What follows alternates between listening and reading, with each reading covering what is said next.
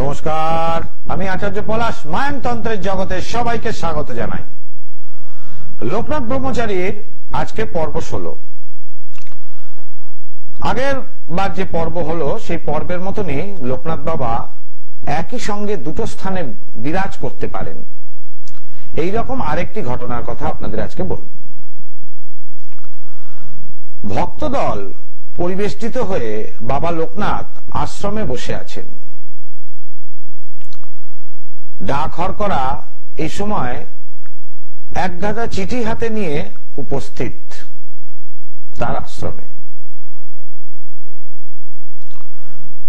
উপরের চিঠিখানা দূর থেকে বাবা লক্ষ্য করে বললেন, দেখ তো পার্বতীর চিঠি কিনা, কি লিখেছে সে। পার্বতীচরণ রায় বাবার এক ভক্ত। তখন তিনি দার্জিলিং এর ডেপুটি ম্যাজিস্ট্রেট, শিক্ষায় ও আচরণে সাহেবী ভাবাপন্ন। রায় মহাশয় ব্রহ্মচারী বাবার মধ্যে কি বস্তু দর্শন করেছিলেন তা তিনি নিজেই জানেন। নানা সময় এই মহাপুরুষের অহেতুকী কৃপা তার উপর বর্ষিত হতো। অর্থাৎ তিনি ম্যাজিস্ট্রেট ছিলেন, তিনি সুটেড বুটেড, কিন্তু সেই বাবা লোকনাথের চরণে এসে পড়তেন। পার্বতী বাবু সেদিন তার চিঠিতে কি লিখেছিলেন সেটাই আপনাদের শোনাই।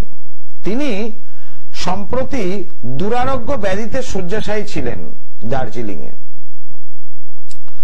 যখন সেই সময় ব্রহ্মচারী বাবা, তিনি দুরারোগ্য ব্যাধিতে ছিলেন, অর্থাৎ পার্বতী বাবু সেই সময় বাবার নাম স্মরণ করছিলেন।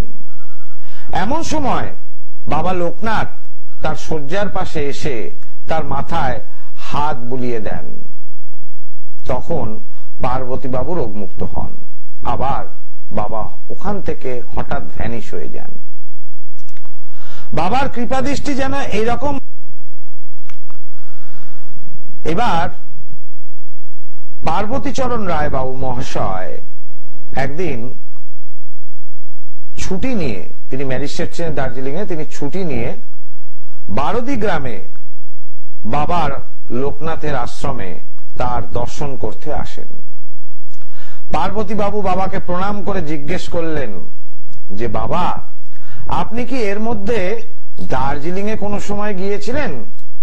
আমাকে কিন্তু সত্যি কথা বলবেন, কথার হেলায় পেঁচিয়ে রাখবেন না।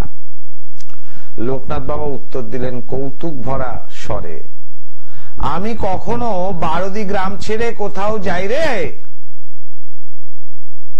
তাহলে সেখানে বারোদি গ্রাম ছেড়ে বাবা আশ্রম ছেড়ে কোথাও যাননি। তাহলে কেন এই কথা যে তার মাথার পাশে বাবাই হাত রেখেছিল, এটা কিন্তু পার্বতী বাবু ভালো করেই জানেন, এবং তিনিও জানেন বাবা একই স্থান, মানে দুটি স্থানে একই সময় থাকতে পারতেন।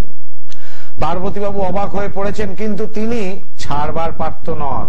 বারবার বলতে লাগেন, কিন্তু বাবা আমি আপনাকে স্বপ্নে দেখিনি,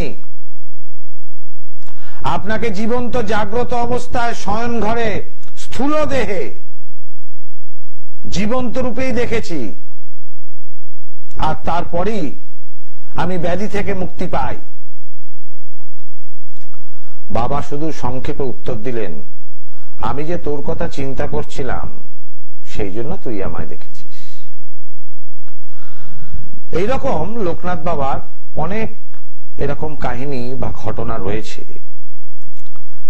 একে বলা হয় রাজাসুরের মতো এরকম যারা শক্তিশালী ব্যক্তিরা রয়েছেন, নাম এখানে বলা যায় না, খুব হোমরা চোমরা, তাদের থেকে ঊর্জা শক্তিকে চুষে নিতে হয়, চুষে নিয়ে আমার ভক্তকে প্রদান করতে হয়, যাতে সে শত্রু নাশ হয়ে যায় তাকে দেখে, শত্রু ভয় পাবে তাকে দেখলে।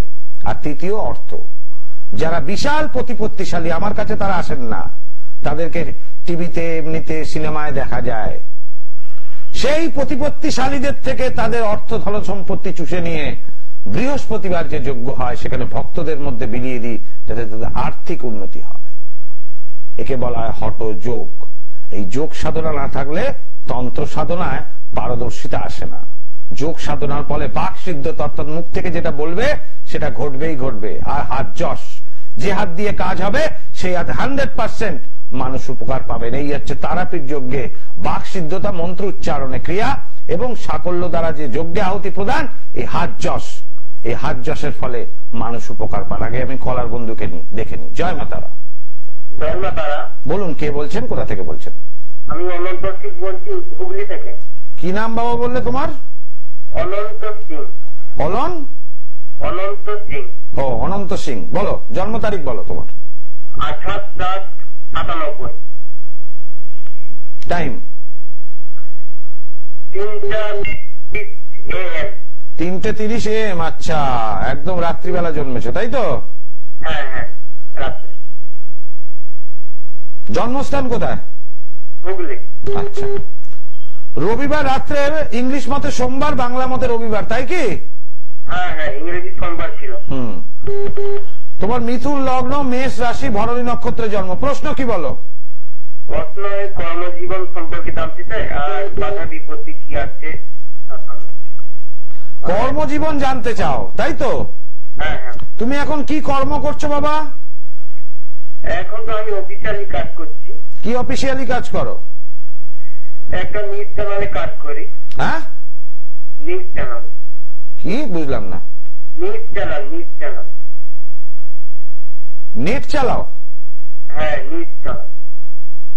আচ্ছা আচ্ছা, ঠিক আছে। এখন তুমি কি কাজের জন্য অন্য কোথাও চেষ্টা করছো আর বেটারমেন্টের জন্য? হ্যাঁ, এখন অন্য কাজে যেতে চাইছি। আচ্ছা, এখন দেখো তোমার সময়টা ভালো আছে। 2026 সাল অব্দি তোমার ভালো সময় আছে, তুমি কর্ম পরিবর্তন করতে পারবে, কোনো সমস্যা হবে না। ঠিক আছে? জয় মাতারা। পিশাচ তন্ত্র দ্বারা ক্ষতি করে কেউ যদি সোলেমানি তন্ত্র দ্বারা, ইসলামী তন্ত্র দ্বারা ক্ষতি করে, 100% সব তন্ত্রের উপর বড় তন্ত্র হচ্ছে মায়াং তন্ত্র। কারণ বলা হয় 51 পীঠের মধ্যে সর্বশ্রেষ্ঠ পীঠ কামাখ্যা পীঠ, সেরকম সব তন্ত্রের উপর মায়াং তন্ত্র। 100% যে কোনো তন্ত্রের কাটান করা যাবে কেউ যদি ক্ষতি করে থাকে। আর মায়াং তন্ত্র যারা কোনোদিন শত্রুকে স্তম্ভন করা যায় বা বিনাশ করা যায়, সেই শত্রুতা করাই ছেড়ে দেবে। প্রত্যেকে ভালো থাকুন, সুস্থ থাকুন। আর আপনাদের কাছে এইভাবেই আমি লোকনাথ বাবার পর্ব আগামী দিন বলবো। আরেকটি ঘটনা, তিনি একই সময় দুটি স্থানে বিরাজ করতেন, এরকম ঘটনা আরেকটি বলবো। আজকের মতো এখানে বিদায় নিচ্ছি। সবাই ভালো থাকুন, সুস্থ থাকুন। ওম সর্বমঙ্গল মঙ্গলে শিবে সর্বার্থ সাধিকে শরণ্যে ত্র্যম্বকে গৌরী নারায়ণী নমস্তুতে।